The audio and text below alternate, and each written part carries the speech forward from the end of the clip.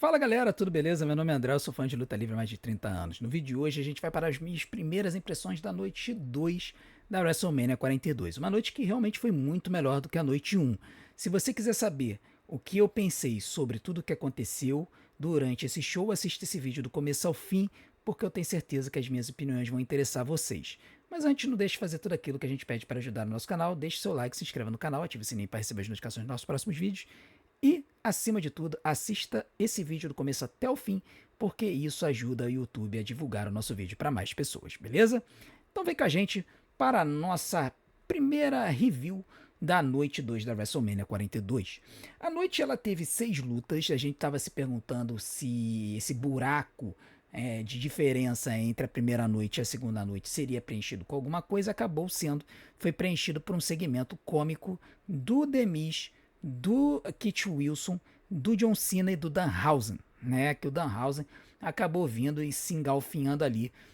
Veio com um monte de anãozinho vestido de Danhausen, eles atacaram Kit Wilson e tal. Então, foi um segmento cômico, foi bastante engraçado, mas eu já vi segmentos melhores do Danhausen, sinceramente. Mas serviu para cobrir esse espaço que, sinceramente, era desnecessário. A WWE não precisava ter feito com apenas 6 lutas o show, dava para ter feito com 7 lutas. Um outro detalhe importante que a gente precisa falar do show foi a contabilidade do tempo desperdiçado no show.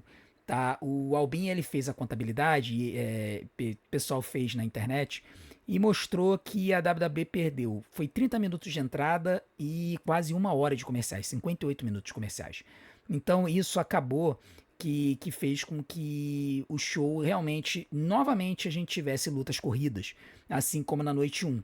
E que é um testamento de que essa história desse comercial entre as lutas que a ESPN tem utilizado, que a gente não tinha quando os shows passavam na Peacock nos Estados Unidos, cara, isso tem que acabar.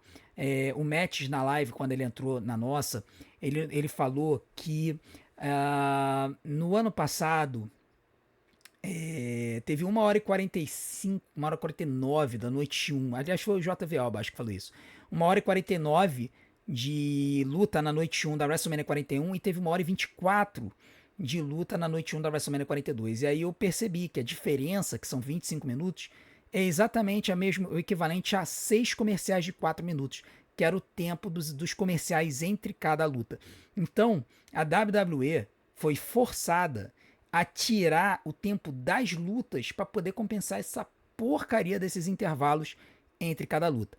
Tá? Então, quando a gente observa isso, a gente percebe, primeiro, que a WWE ela precisa dar um jeito de compensar isso. Se a gente vai conviver com esses intervalos de 4 minutos entre cada luta, eles têm que tirar de outro lugar, eles não podem tirar das lutas. A luta é o principal produto que a companhia tem a apresentar.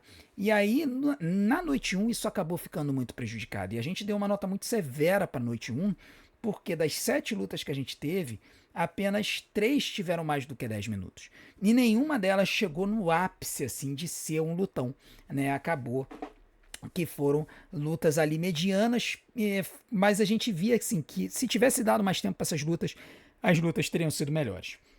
Agora, a noite 2 foi diferente. A noite 2 foi diferente porque nós tivemos 6 lutas, teve sim o segmento do Teve sim o segmento ali do Danhausen, que tirou um pouco de tempo, sim.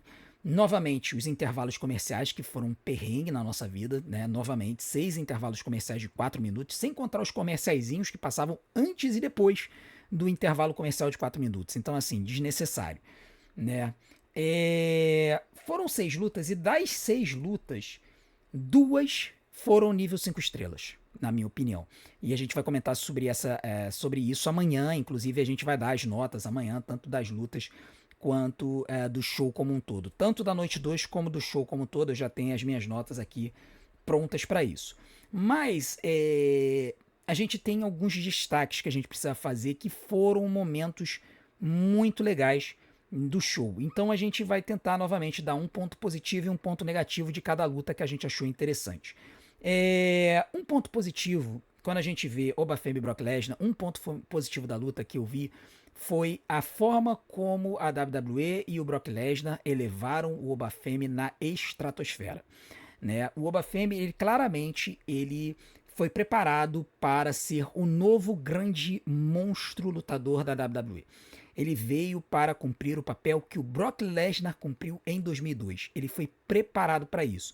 Com a diferença de que o Obafemi sabe falar no microfone e tem um moveset melhor do que o Brock Lesnar, pelo menos hoje. Não em 2002. Em 2002 o Brock Lesnar ele era muito melhor, ele veio da NCAA e tudo mais. Mas é inegável que o Obafemi, com o microfone, com a persona e com a entrada, ele tem um pacote mais completo do que o Brock teve. Tanto é que eles tiveram que colar o Paul Heyman no Brock Lesnar, porque o Brock Lesnar não sabia falar simplesmente. Então, dito isso, ver o Obafemi derrotando o Brock do jeito que ele derrotou, sem grandes exageros, foi bom. Eu acho que foi perfeito. Por exemplo, a gente não viu o Brock Lesnar dando 10 F5s no Obafemi. Ele deu 1. E aí, quando ele deu esse 1, o Obafemi levantou. Não levantou direto, né? Ele bateu no chão e ele foi levantando, foi levantando. Quando o Brock foi pra cima dele, ele tomou o chokeslam e depois o Fall from Grace. Né? É uma outra coisa que eu acho que poderia ter acontecido, e aí eu acho que é um ponto negativo da luta, é a luta ter tido um pouco mais de tempo, né? Ter esticado um pouquinho mais, talvez com o Brock Lesnar chutando do Obafemi. Mas eu acho que eles não quiseram que isso acontecesse para proteger o Fall from Grace. Eu acho que o Fall from Grace ele vai ser um novo finisher mega protegido da companhia, tá? A luta, pra mim, poderia ter tido um pouco mais de tempo, tá? Novamente essa história se repetiu no show, mas menos do que na noite 1. E eu acho que isso foi, assim, importantíssimo para a sequência da carreira do Obafemi. O que surpreendeu todo mundo foi o que aconteceu depois da luta. Né? O que aconteceu depois da luta. Se você, ó, já vou avisar para você, se você não viu o show ainda, cara, pausa o show. Pausa esse vídeo. Não reclama que eu tô dando spoiler, não. Pausa o vídeo. Tá? Assiste depois que você assistir a WrestleMania, tá? Se você trabalha de noite, tem gente que reclama, tiozão, você dá spoiler, porque eu trabalho de noite, não sei o que. Cara, na boa, pausa o vídeo, quita o vídeo, depois você volta, beleza? Show. Então, aviso de spoiler, 3, 2, 1, beleza. A aposentadoria do Brock Lesnar foi chocante, né? A gente não imaginava que isso fosse acontecer. Eu acho que tomou inclusive a WWE de surpresa, tá? O Brock Lesnar estava previsto para se aposentar no SummerSlam, na casa dele lá em Minneapolis. E aí, quando ele tira a luva e tira as botas, é o sinal de que ele se aposentou. Esse é o sinal clássico na luta livre de que um lutador de luta livre se aposentou. Ele tira as botas e deixa no meio do ringue. Tá? Isso na luta livre olímpica aconteceu com Mihail Lopes na Olimpíada de Paris em 2024, depois de ele ganhar a 5ª medalha de ouro dele. Ele tirou as botas, colocou no meio do círculo e se aposentou. Tá? Então esse é o sinal clássico de que um lutador se aposentou. Né? Aconteceu com o Ed Styles botando as luvas, aconteceu com o Triple H deixando as botas no meio do ringue, aconteceu com o Undertaker tirando a jaqueta, as luvas e o chapéu, depois ele acabou voltando, mas a ideia era ele se aposentar. Então, eu acho que chocou todo mundo, porque no pós-show falaram que o futuro do Brock Lesnar é incerto. Incerto. Eles não disseram que o Brock se aposentou. Por isso que eu acho que foi surpreendente, eu acho que foi uma decisão do Brock. E eu acho que tem a ver com as notícias que saíram nas últimas semanas, né? A Janelle Grant, lá no âmbito do processo, ela soltou mais informações a respeito das acusações contra o Brock. Acusações essas que ela ainda não proveu as provas necessárias para poder corroborar o que ela está falando. Mas são coisas muito graves, são muito sérias, são as paradas assim muito bizarras, né? Que, cara, você obviamente vai questionar o caráter do Brock Lesnar. Então, quando o Brock se aposentou, assim, pessoal, tinha o Sniper, que é nosso membro aqui do canal, ele tá sempre nas nossas lives e tal. Ele estava lá no estádio, lá em Las Vegas, e ele disse que tinha muita gente na arena chorando, né? O Lesnar chorou e chorou muito, tinha muita gente lá no estádio chorando. Eu não consigo chorar porque é muito difícil pra mim, é um misto de emoções separar o lutador, que, pô, é um lutador que marcou a minha vida como fã de luta livre, eu acompanho a carreira dele desde o começo, porque eu comecei a acompanhar semanalmente luta livre no ano 2000, mais precisamente em 2001 foi quando eu comecei a conseguir baixar os vídeos. Então, em 2002, eu baixei o Raw After Mania em que ele estreou. Eu acompanhei a carreira do Brock desde o primeiro dia na WWE. E inclusive um pouquinho antes, porque já na OVW, às vezes a gente vendo notícias da OVW e tal, nos sites da vida, já se falava bastante do Brock Lesnar, né? Então, eu acompanhei a carreira dele toda, é um lutador que marcou a minha vida como fã de luta livre, mas todas essas acusações infundadas ou comprovadas deixam um sentimento muito ruim, né? No sentido de que o cara é um excelente lutador, mas é um mau caráter, né? Apesar de que a gente ainda não tem as provas cabais disso. Então a única coisa que eu posso dizer é que eu fico triste pela aposentadoria dele e fico triste até pela situação, porque parece até que ele tá fugindo, né? Tá fugindo da mídia, ou então tá querendo preservar a companhia. A gente não sabe se a companhia pediu para ele se aposentar agora, por conta das acusações que surgiram. A gente não sabe se ele decidiu se aposentar para ele não queimar a companhia. Lembrando que a WWE só permitiu a volta dele, provavelmente depois que os advogados viram que a Janelle não tinha provas. E aí eles permitiram que o Brock voltasse no SummerSlam do ano passado. Mas ela veio à tona com muito mais coisa, né? Então a gente fica com essa sensação mista. E, novamente, a única coisa que a gente pode fazer é enfatizar sempre que violência doméstica, assédio contra a mulher, isso é muito errado. Se você estiver passando por qualquer tipo de problema em casa, liga para um 180, pede uma pizza de mussarela ou uma pizza de calabresa. O pessoal do outro lado está treinado para entender que você está pedindo ajuda, né? É uma forma, é um sinal de que você está pedindo ajuda e aí discretamente as pessoas do outro lado, os policiais, vão mandar uma viatura e vão ajudar você, tá bom? Então, Brock Lesnar se aposenta e o Oba Femi, o Brock Lesnar passou a tocha pro Oba. O Oba é o novo monstro da companhia e agora ele vai seguir, inclusive no pós-show, ele falou que agora queria encarar o Roman Reigns. Ele não encarou o Roman hoje, talvez encare amanhã no Raw, ou aliás, daqui a pouco, né? Porque esse vídeo vai pro ar na madrugada, não, daqui a pouco, no Raw Aftermania, pode ser que a gente tenha uma encarada do Roman com o Brock, tá? Então a gente vai, do Roman com o Roman, né? Então vamos ver isso aí. Depois disso, a gente teve a luta pelo Campeonato Intercontinental, foi uma luta sensacional. Uma luta que a gente já imaginava que fosse ser muito boa.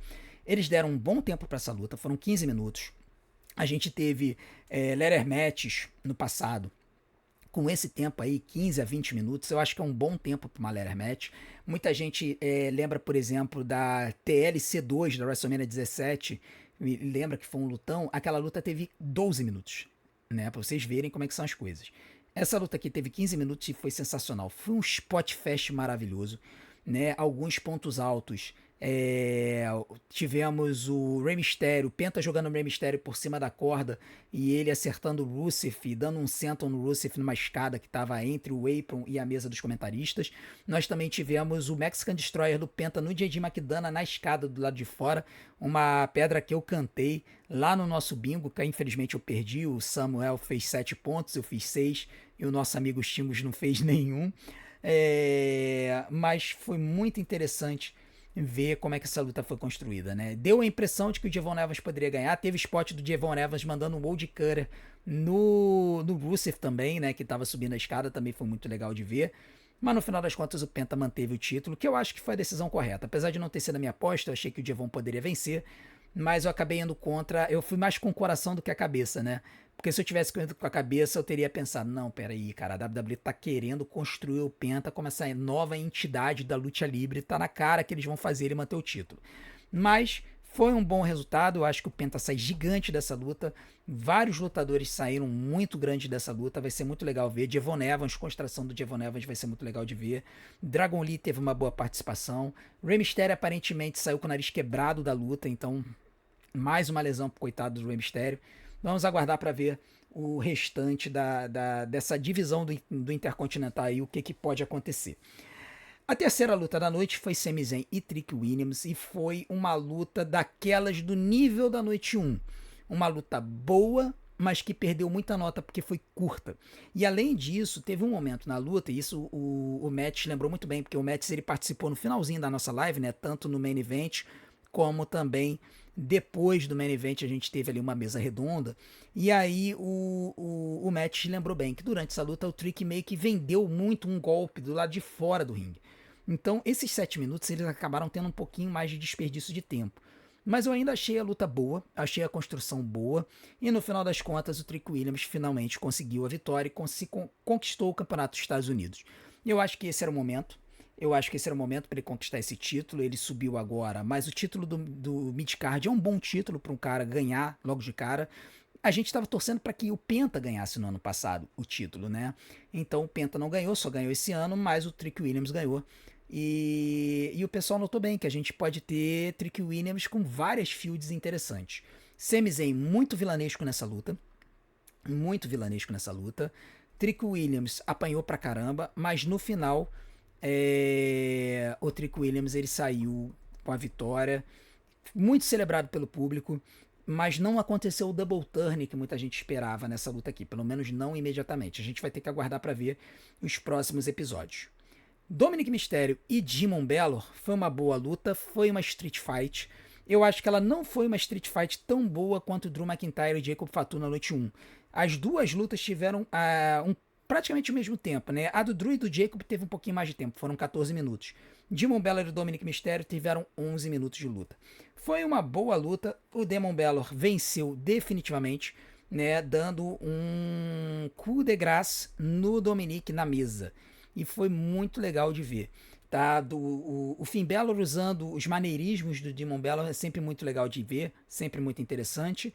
E eu espero que isso, assim, todo ano a gente espera isso.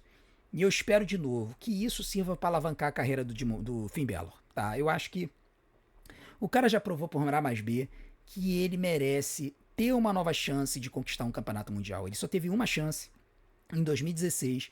Ele lesionou o ombro naquela luta e nunca mais ele teve uma chance de carregar o título. Ele teve lutas pelo título, mas ele nunca venceu.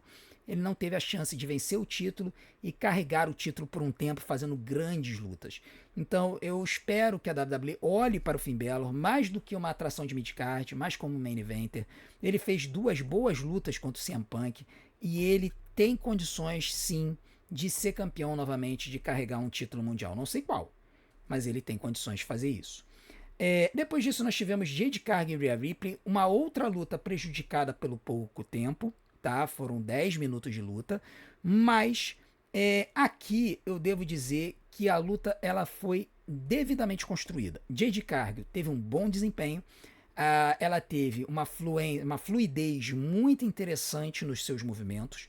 Foi uma luta em que a Rhea Ripley ela por vezes demonstrou que a perda de massa magra está afetando ela, mas ela também não teve bote, tá? O resultado foi legal, pelo menos para mim, porque eu gosto da Rhea Ripley, né?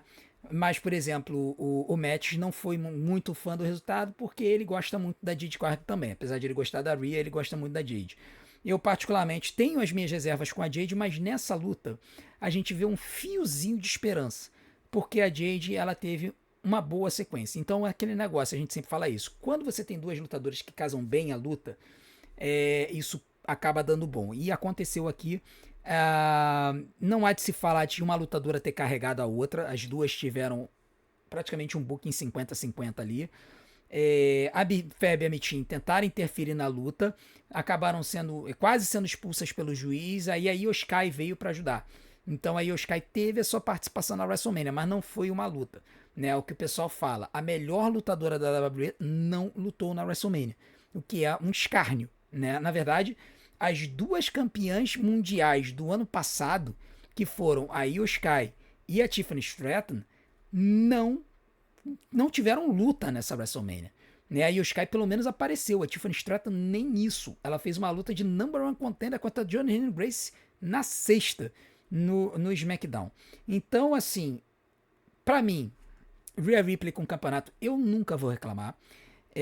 Vamos ver o que a WWE tem pra ela agora. Eu acho que a WWE vai fazer algumas lutas de revanche com a Jade pra frente. E aí eu acredito que lá pra frente a gente pode ver a Io Sky se metendo de novo nessa história, botando o dedo na cara da Rhea, lembrando a Rhea que a Rhea nunca ganhou da Io Sky no 1x1. Eu acho que essa história vai ser trazida à tona e a gente vai ver Rhea Ripley e Io Sky mais uma vez nos rings, tá? A gente vai ter que aguardar para ver como é que essa situação vai funcionar. E por fim, nós tivemos CM Punk e Roman Reigns, e aqui a gente tem que dar a mão à palmatória. Foi o momento que a gente sentiu que a gente estava na WrestleMania, tá? Foi o momento que a gente sentiu que a gente estava na WrestleMania. O CM Punk e o Roman Reigns tiveram a luta do show inteiro.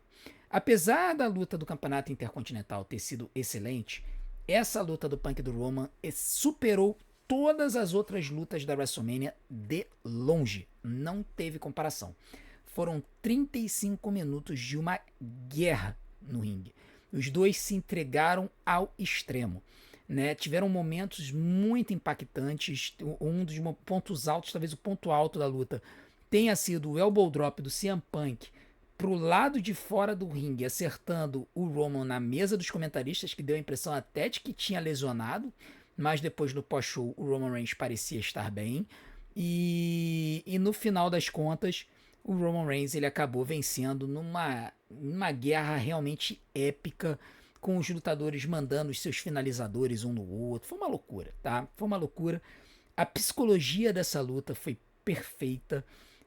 Não precisou falar mal do cachorro de ninguém, do pai de ninguém. Foi simplesmente espetacular. As entradas de todas as lutas, muito legais. Só senti falta, de repente, de trabalharem um pouquinho mais a entrada do Oba Femi. Infelizmente, a entrada dele de dia não tem a mesma hora que a entrada dele de noite. Mesma coisa da do Trick Williams, né? Também não tem a mesma hora. Mas a entrada do Trick foi diferente. Ele veio com meio que um véu de noiva de uns 30 metros de comprimento. A entrada do Penta foi muito legal. Ele veio de Shao Kahn, lá do Mortal Kombat. Nós tivemos a entrada do Demon Balor, que foi muito interessante. O Dominic com um monte de luteador e ele vindo num trono como o rei dos luteadores. Foi muito legal a entrada do Dominic. A entrada da Rhea decepcionou um pouquinho. A entrada da Jade foi um pouquinho diferente do normal. Não teve aqueles raios lasers com a neve caindo. E aí, tanto o Punk quanto o Roman tiveram entradas especiais. Né? O Punk entrou com a música dele da época da Ring of Honor. E depois, quando ele chega na frente do público e encara o público no seu primeiro True Main Event em WrestleMania, tocou o Cult of Personality. O pessoal até pediu This Fire Burns e tal, mas não aconteceu. Tocou Cult of Personality. E o Roman Reigns veio com uma orquestrazinha ali no palco, com a imagem dos seus predecessores no Tron atrás dele, e ele veio com a música dele original. Veio uma música antiga dele, não veio com a música atual, ele veio com a música antiga dele. Então, são variações pequenas, né? Mas foi muito legal, o pessoal surtou bastante. Então, assim, se a gente for pensar no espetáculo, e aí teve a historiazinha lá do Danhausen também, que fez a galera rir, a noite 2 foi infinitamente maior e melhor do que a noite 1. Enquanto que a noite 1 teve uma cara de Saturday Night Main Event, a noite 2 teve cara de WrestleMania, tá? Tiveram uns detalhezinhos que faltaram? Tiveram. Poderiam ter dado um pouquinho mais de tempo para as lutas? Poderiam. Novamente, perdeu-se 24 minutos em 6 intervalos de 4 minutos, que tiraram tempo de todas essas lutas. Se cada uma dessas lutas tivesse tido esses 4 minutos a mais, olha quanta coisa que a gente poderia ter tido melhor. A luta do Intercontinental poderia ter tido 19 minutos em vez de 15. A do Obi e do Brock, 9 em vez de 5. A do Sami e do Trick, 11 em vez de 7. A do Demon Balor e do Dominic, 15 em vez de 11. A da Jade e da Rhea, 14 em vez de 10. E o Main Event poderia ter tido 40 minutos. Então, tá muito claro pra mim que o grande problema da WrestleMania, como se constituiu, foram esses malditos comerciais que a ESPN introduziu. Muita gente se pergunta, da onde veio tanto esse comercial no PLE, não sei o quê. Começou no WrestlePalooza no ano passado, quando a WWE passou a transmitir os PLEs na ESPN. Na época, a transmissão na Peacock não tinha esses intervalos de 4 minutos. Você tinha alguns comerciaizinhos, algumas vinhetas ali e tudo mais, só que aí você ia para outra luta. É impressionante como no ano passado o pessoal já tinha reclamado da quantidade de comerciais, né, durante a transmissão da WrestleMania, mas nada se comparou com o que aconteceu esse ano. Então a WWE e a TKO, eles precisam parar, precisam sentar com a ESPN, parar com essa palhaçada de 4 minutos de intervalo, ou então parar com os acessórios, né, porque teve um monte de vinheta inútil, entre um intervalo e outro, né? Então, assim, tinha os 4 minutos no intervalo, aí você tinha um comercial na frente, você tinha um comercial do outro lado. Uma coisa completamente escalafobética. Então, assim, muito desperdício de tempo que poderia ter sido melhor aproveitado. Se quer fazer o comercial, faz. Mas não fica perdendo tempo com outras coisas.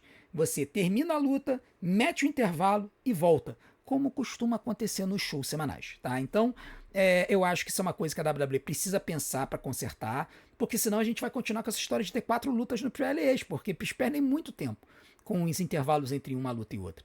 Né? Se você tem 4 lutas, mas você tem 3 intervalos de 4 minutos cada um, 12 minutos você encaixa mais uma luta. Né? Então, eu acho que a WWE ela precisa repensar isso aqui, porque senão os problemas vão continuar. Os problemas vão continuar. Uma coisa que eu posso dizer, que eu quero agradecer, inclusive, nossas lives quebraram todos os recordes. O recorde durante uma live foi pulverizado, a gente conseguiu mais de 1.000, foram cerca de 1.050 pessoas no finalzinho da transmissão da noite 2. O total a gente não quebrou, porque na aposentadoria do Cena a gente teve 1.500, a gente no máximo que a gente teve foram 1.180 no final da noite 1. Por incrível que pareça, no final da noite 2 a gente não teve tanta gente, mas isso é porque teve uma concorrência absurda, né? O Matt estava em live, o Zezo estava em live, o Mike estava em live, mas ainda assim a nossa live foi líder, né, de todos os canais de luta livre no Brasil, e isso eu competindo com o canal do Zezo, que tem 320 mil inscritos, o canal do Matt, que tem 350 mil inscritos, o canal do Mike, que tem 200 mil inscritos, e o meu canalzinho com 12 mil inscritos, a gente conseguiu ser líder de audiência aqui no Brasil. Então eu só tenho a agradecer a todos vocês que têm continuado a apoiar o nosso site, o nosso canal, continuando a apoiar o nosso trabalho. Eu agradeço demais a todos vocês. Quero agradecer a todos os convidados que te passaram aqui nas nossas lives. Agradecer aos Xingos, agradecer ao JV Alba, a Ariane, que participou da noite 1, não pôde participar da noite 2. Agradecer ao Matches, que a gente fez ali um multicast ali durante o main event. Depois do show da noite 2, Samuel e Vitor, lá da Wrestling Pra Todos, estiveram aqui com a gente também. Quero agradecer a todos que estiveram aqui, que abrilhantaram a nossa live, e chamar vocês para o Raw After Mania, né, que vai ser amanhã, ou daqui a pouco, 8h30 da noite. Vai ser um prazer ter todos vocês aqui. Amanhã, meio-dia, eu vou soltar o vídeo resumo com as notas das lutas, as minhas avaliações, as imagens, e depois eu vou tentar fazer um sincerão da galera um pouco mais curto, tá? Eu não vou fazer no meio que nem eu fiz na noite 1, acho que ficou um pouco enrolado, então eu vou fazer o resumo do show, e aí depois do show eu vou fazer um sincerão um pouquinho mais curtinho, tá? Então se você quiser aparecer no sincerão da galera da noite 2 da WrestleMania, manda os seus comentários daqui neste vídeo aqui, para que eu possa pegar esses comentários cedo, antes de trabalhar, fazer o vídeo e botar no ar para que meio-dia a gente tenha o resumo da noite 2. Muito obrigado pela sua audiência, muito obrigado pelo apoio, por toda a galera que chegou junto na questão financeira, agradeço demais, e não deixem de estar com a gente. Raw After Mania é sempre um espetáculo, tem sempre muita surpresa. A temporada da WWE terminou hoje, e agora, no Raw After Mania, uma nova temporada começa, ou uma nova era começa, conforme o Triple H fala. Vai ser um prazer ter vocês aqui com a gente. Vamos ver. Será que a gente vai ver Roman Reigns e o Oba Femi se encarando? 2 informações sobre o post-show. Roman Reigns disse que não vai ser part-timer, que vai estar na WWE todo o verão. Então, tá dando a entender de que todo santo show o Roman vai estar lá como campeão mundial peso pesado. E o Oba Femi, na sua entrevista de pós-show, disse: agora eu quero o Roman. Olha o nível da elevação que os caras estão levando o Oba Femi. O negócio tá bizarro. Vamos ver como que a WWE vai fazer com isso aí, para eles não estragarem o Oba. Beleza? Novamente, muito obrigado por tudo. Não deixe de continuar ajudando o nosso canal. Deixe seu like, se inscreva no canal, ative o sininho para receber as notificações dos nossos próximos vídeos. Deixe seu hype e, acima de tudo, assista a maratona dos nossos vídeos, porque tempo de visualização é o que faz o YouTube divulgar a gente. Vou deixar algumas opções aqui na tela para vocês. Desde já, meu muito obrigado. A gente se vê do outro lado. Um grande abraço e até 8h30 da noite, nesta segunda-feira, para a live do Raw After Mania.